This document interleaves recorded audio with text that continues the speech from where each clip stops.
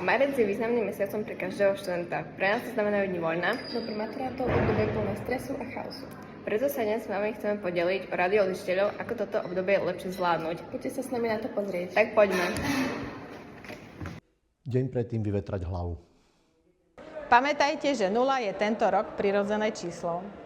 Milí študenti, ráno v deň testu sa určite naraňajkujte, aby ste mali dostatok energie a nezabudnite sa napiť vody, aby sa bunky hydratovali. Dopraj si dostatok spánku. Tvoje telo sa ti ráno poďakuje.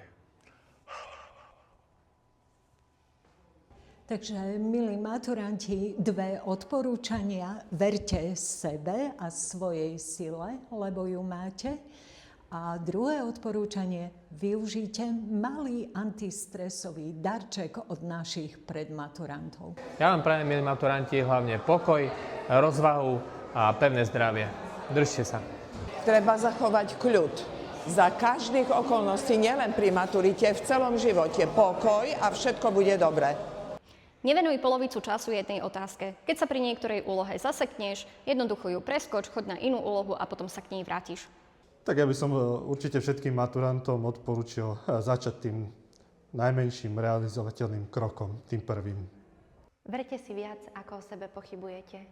To, že máte strach, je normálne a je to len dôkaz toho, že vám na tej skúške záleží.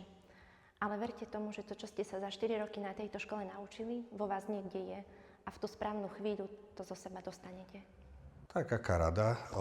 Mne osobne pomáha dlhšie prechádzky, absolútny kľud, sústredenie a nechať si dostatok času na nejaké to zopakovanie.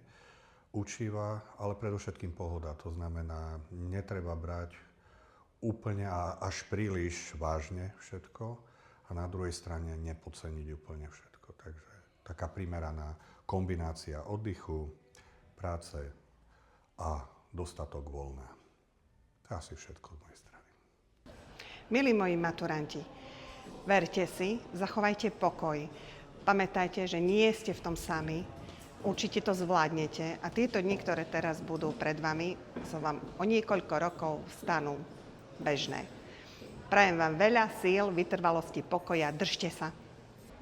Takže všetkým maturantom držím prsty a moja rada je veľmi jednoduchá. Presne to isté ako u nás v športe, že chce to len perfektnú koncentráciu a hrať od prvej do poslednej minúty. Proste nič nemôžete podceniť a ten výsledok príde.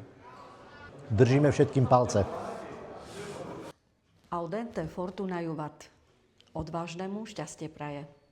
Milí naši maturujúci, do dní s prívlastkom maturitné vám želáme otvorenú myseľ, trochu toho povestného ľudského šťastia, lebo občas len vedomosti nestačia. Odvaha totiž mierí ku hviezdám. Nech sa všetko vydarí podľa vašich predstav, myslíme na vás a držíme vám palce.